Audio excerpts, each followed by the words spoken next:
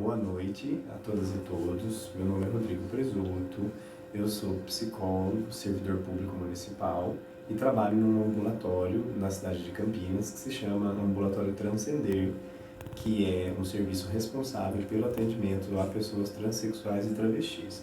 Também sou professor da Universidade de São Francisco e tenho muito o privilégio, de poder estar aqui colaborando, nessa disciplina a convite da Renata e estendo também o agradecimento ao grupo. Bom, vamos lá.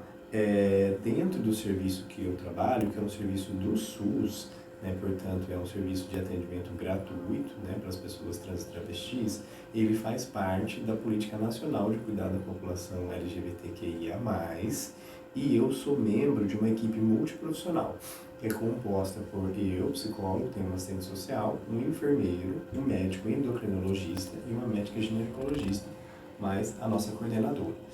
E como é que é o processo de trabalho dentro do atendimento que a gente presta à população?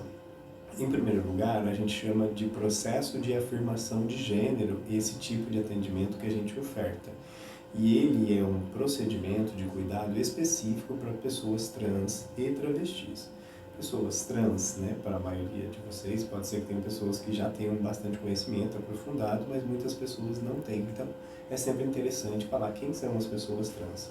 Pessoas trans, em geral, são as pessoas que no nascimento não se identificam, quer dizer, são pessoas que ao longo da vida, melhor dizendo, não se identificam com o gênero que foi atribuído a elas no nascimento. Um exemplo, uma pessoa que nasceu com um genital pênis, mas no seu desenvolvimento adquire todos os caracteres, e subjetivamente e também emocionalmente se desenvolve uma pessoa feminina, ela será uma mulher trans. E a mesma coisa para quem nasce com um genital vagina e no seu desenvolvimento psicossocial e subjetivo adquire identificação subjetiva, emocional, relacional masculina. Ela vai ser um homem trans. Então, dando esse exemplo, é mais possível compreender quem é a população que a gente atende. As travestis, em geral, são mulheres com identidade de gênero feminina, mas se autodenominam travestis. Então, uma mulher trans é uma travesti, em geral, são duas identidades de gênero femininas, mas uma travesti é sempre uma travesti, porque ela se identifica assim e ela faz parte, inclusive, de uma identidade de gênero que tem uma ação política no mundo e que se identifica como tal, ok? Então, eu como membro dessa equipe multiprofissional, o que eu faço? Eu faço os atendimentos em psicologia e que se dividem em, vou colocar aqui, duas etapas, melhor dizendo. A primeira etapa, a gente costuma dizer que é a anamnese, mas que é o processo de acolhimento. Uma pessoa, quando chega ao nosso serviço, ela pode ser atendida por mim, ou pela assistente social, ou pelo enfermeiro. Eventualmente, alguns dos médicos fazem o acolhimento do primeiro atendimento quando a pessoa chega, mas na maior parte das vezes somos nós, profissionais, assistente social, psico ou enfermeiro que fazem. E nesse primeiro atendimento, a gente primeiro colhe a história de vida da pessoa que está chegando para acompanhamento, entende qual é a problemática vivida por ela e dá as orientações iniciais para o tipo de acompanhamento que a pessoa deseja. Então, no serviço que eu trabalho, a gente tem o atendimento multiprofissional, que eu informei a vocês, e a gente é um serviço habilitado para a realização da terapia hormonal assistida, melhor dizendo, e que é um tipo de acompanhamento para pessoas trans e travesti que elas vão usar hormônios, que podem ser hormônios femininos ou masculinos, seja estradiol ou bloqueador de testosterona ou a testosterona em si. E esse tipo de terapia visa para as pessoas trans cuidar de uma questão enfrentada por elas, que é a repulsa com a imagem que ela tem, como se ela se sentisse aprisionada no próprio corpo. Então, a terapia hormonal visa adequar o corpo em que ela vive à identidade de gênero que ela se identifica, com a perspectiva de diminuir sofrimento em relação ao estigma vivido pelas pessoas trans e trazer conforto, bem-estar psicossocial para a pessoa à medida que ela começa a se identificar mais com o corpo que ela habita. E essa é uma questão que é muito difícil das pessoas que são as pessoas chamadas cisgêneras, que no caso é a maioria de nós. Por exemplo, eu sou uma pessoa cisgênera, eu nasci com pênis e eu me identifico na minha vida, né, com os caracteres e as questões subjetivas, emocionais e relacionais masculinas, portanto sou um homem cisgênero. Então, mulheres cisgêneras é a mesma coisa.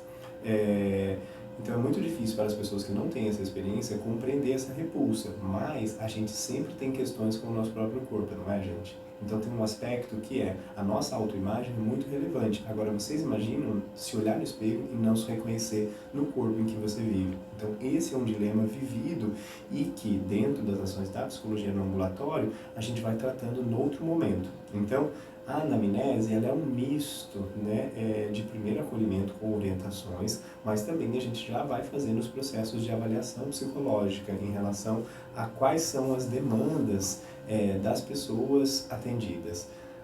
Gente, eu vou dizer um dado que é muito chocante, mas 90% das pessoas que a gente atende sofrem violência, sofreram ou ainda estão convivendo com situações de violência.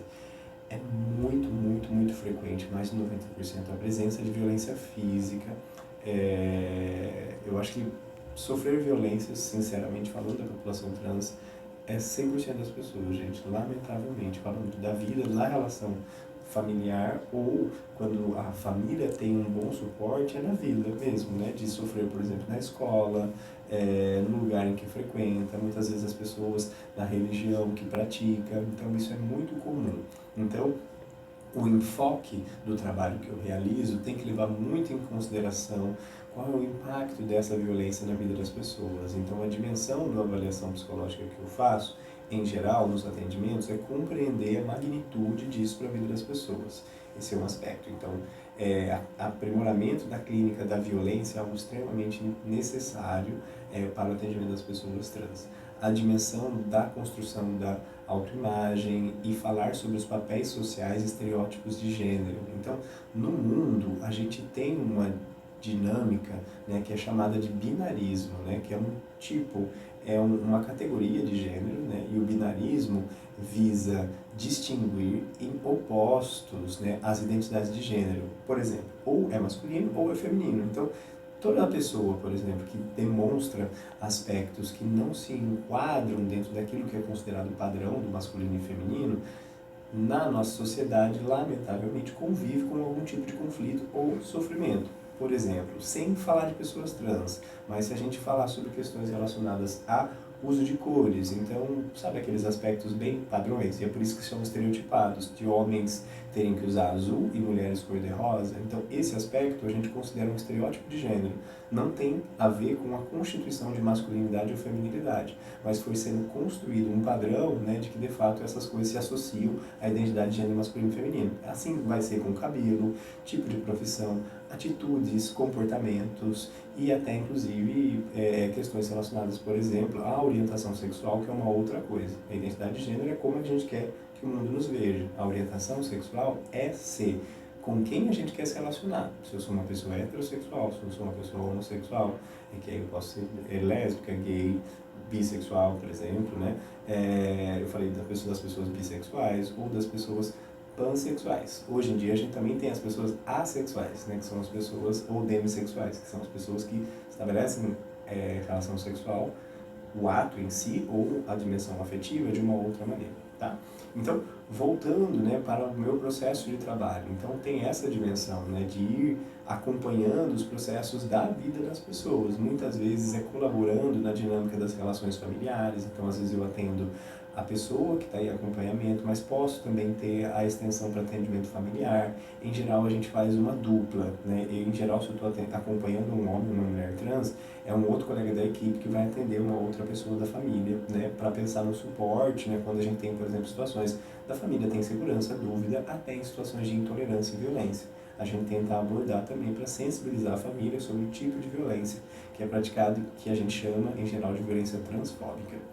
O Brasil, infelizmente, é o primeiro país no mundo em número de assassinatos contra pessoas transexuais e travestis. Então, uma das questões que é muito importante, para além da questão da violência, é a gente mensurar risco no nosso atendimento. Então, percebam que a nossa avaliação psicológica que eu realizo lá, em geral, a gente não se vale, por exemplo, de instrumentos psicométricos, né, testes psicológicos, mas a gente vai fazendo classificações de risco a todo momento e de verdade a todo momento, novo atendimento, para entender como é que está a vida das pessoas. Em geral, quando as pessoas começam o acompanhamento com a gente, elas melhoram muito, porque elas passam a, primeiro, serem reconhecidas no seu direito, então ser tratada pelo nome social, que é o nome que a pessoa quer ser tratada, ou muitas vezes a pessoa já mudou o nome no documento e é então o nome oficial dela, ser tratada no gênero que ela quer. E ser reconhecido o direito dela de fazer acompanhamento em saúde, no geral, já tem um impacto muito positivo para a vida dessas pessoas. Então, a gente costuma dizer que no nosso serviço, o acompanhamento é pré e pós-cirúrgico, porque uma das coisas que as pessoas trans podem querer para a vida é, por exemplo, serem submetidas a cirurgias. Então, no nosso serviço, a gente não faz as cirurgias. E nem em Campinas e região, inclusive falando de Itatiba, a gente tem serviços que fazem esse tipo de cirurgia. Onde tem? Em São Paulo. São Paulo capital, a gente tem hospitais credenciados e a gente faz a inscrição dessas pessoas nas filas para adequação cirúrgica. Em geral, homens trans são homens que têm mamas, né, que têm peito. E um dos desejos, porque o que eles mais sofrem de preconceito e discriminação é o fato de serem pessoas de peito mais masculinas. Então, muitas vezes as pessoas chamam, sem conhecê-las, né, pelo gênero feminino, pelo fato de terem, por exemplo, peito. E isso traz muito sofrimento, traz a repulsa que a gente chama de disforia de gênero. Então, um procedimento cirúrgico que a gente encaminha chama mamoplastia masculinizadora, né, que é a retirada das mamas. E também a parte estética, né, que é para fazer o delineamento do peito masculino. A gente também encaminha, né, para pessoas que têm o desejo de retirada do útero, né, que é um dos desejos, né, que é chamada esterectomia, né, mas essa tem indicações que são muito mais restritas, porque tem uma parte dos órgãos internos, né, que podem apresentar risco, né, mas tem pessoas, por exemplo, e uma das questões para os homens trans é a repulsa com o ciclo menstrual. O sangramento é muito constrangedor na vida dessas pessoas e conviver com isso é muito repulsivo para eles no geral. Um outro relacionado, por exemplo, às mulheres trans, que é o implante de prótese de silicone, né, nos seios, que é um desejo, né, e as cirurgias que a gente chama de redesignação genital, que são, em geral, as cirurgias que fazem, então, a neovulvoplastia, a neofaloplastia, né, que é a partir da estrutura genital que a pessoa tem, ela vai ter, então, um novo genital adequado à sua identidade de gênero. Essas duas cirurgias, elas infelizmente são muito raras no nosso país. A gente tem uma fila de espera equivalente a 10 anos. Enquanto a mamoplastia masculinizadora é de 2 anos, as neovulvo e a neofaloplastia, que é de redesignação do genital, é de aproximadamente 10 anos ou mais. E a de implante de prótese no peito para as mulheres trans, a gente não tem previsão de compra das próteses, então é uma cirurgia que é inviabilizada no SUS. Então, percebam, a gente tem muito a avançar em relação ao atendimento dessa população e o trabalho da gente, da psicologia, é muito a ver com o acompanhamento das pessoas nas diferentes fases da vida dela, convivendo com os momentos em que elas estão se sentindo melhor em relação ao próprio corpo, mas também nos momentos de sofrimento, em decorrência dos processos de violência, estigmatização, ou também da dimensão de conviver, né, num corpo que não sente que é seu. Então essa parte de investir muito nas questões da feminilidade, masculinidade, da gente poder também habitar corpos diferentes é muito importante para o meu trabalho, tá bom? Então, incentivo aí a vocês que queiram saber mais a pesquisar sobre a política nacional da população LGBTQIA+, e também as portarias, né, que regulam o atendimento em processo transexualizador, que são os pilares do serviço que eu trabalho. Tá bom, gente? Espero ter colaborado aí com um pouco da informação sobre a minha prática profissional. Tchau, tchau.